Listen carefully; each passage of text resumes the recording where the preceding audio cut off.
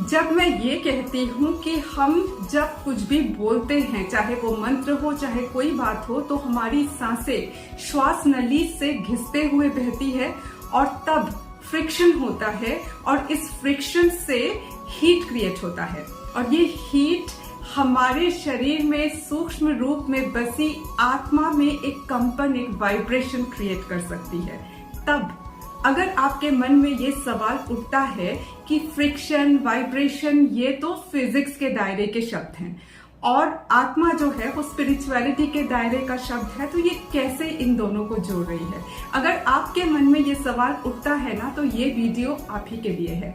आज हम देखेंगे कि इलेक्ट्रिसिटी और आत्मा इन दोनों में क्या समानता है, दोनों के फीचर्स कैसे एक दूसरे से मिलते हैं। वैसे हमारे शास्त्रों में आत्मा को विद्युत समान ही कहा गया है। आज देखते हैं कि इनके फीचर्स कैसे एक दूसरे से मेल खाते हैं। सबसे पहले देखिए कि एक मशीन तब तक चलती है जब तक उस तक हम इलेक्ट्रिसिटी को पहुंचाते हैं और जैसे ही इलेक्ट्रिसिटी का सप्लाई बंद हो जाता है तब क्या होता है, वो मशीन चलना बंद कर देती है। वैसे ही ये शरीर है, जब तक उसमें आत्मा है शरीर चलेगी और आत्मा जब निकल जाती है तो शरीर को डेड बॉडी घोषित कर दिया जाता है। दूसरी सिमिलैरिटी देखिए कि जिस तार से बह करके इलेक्ट्रिसिटी मशीन तक पहुंचती है वो तार तब तक गर्म रहता है जब तक वहां इलेक्ट्रिसिटी बह रही है। जैसे ही इलेक्ट्रिक सप्लाई बंद हो जाता है वो तार भी धीरे धीरे ठंडा होने लग जाता है।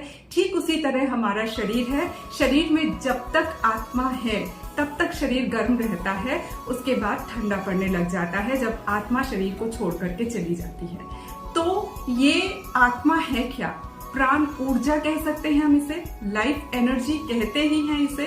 तो इस हिसाब से देखा जाए तो आत्मा, प्राण ऊर्जा, लाइफ एनर्जी, इलेक्ट्रिसिटी सब एनर्जी के ही फॉर्म है। तो इस हिसाब से आत्मा और इलेक्ट्रिसिटी दोनों एक हुए, है ना।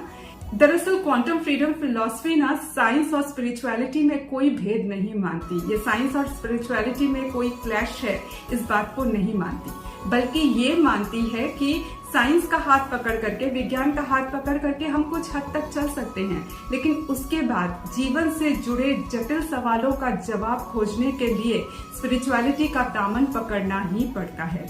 और ये सफर और खूबसूरत हो सकता है अगर विज्ञान स्पिरिचुअलिटी का हाथ थामे रहे और स्पिरिचुअलिटी भी विज्ञान का हाथ थाम करके आगे बढ़े। मेरा विश्वास है कि एक दिन ऐसा जरूर आएगा जब scientist, educators, spiritual leaders, artist, philosophers सब मिलकर के ना जीवन से जुड़े जटिल सवालों का जवाब खोजने के लिए एक साथ कंधे से कंधा मिला करके आगे बढ़ेंगे और तब ह्यूमैनिटी से जुड़े, जीवन से जुड़े कई सारे अनउत्तरित, अनआंसर्ड सवालों के जवाब हमें मिल पाएंगे।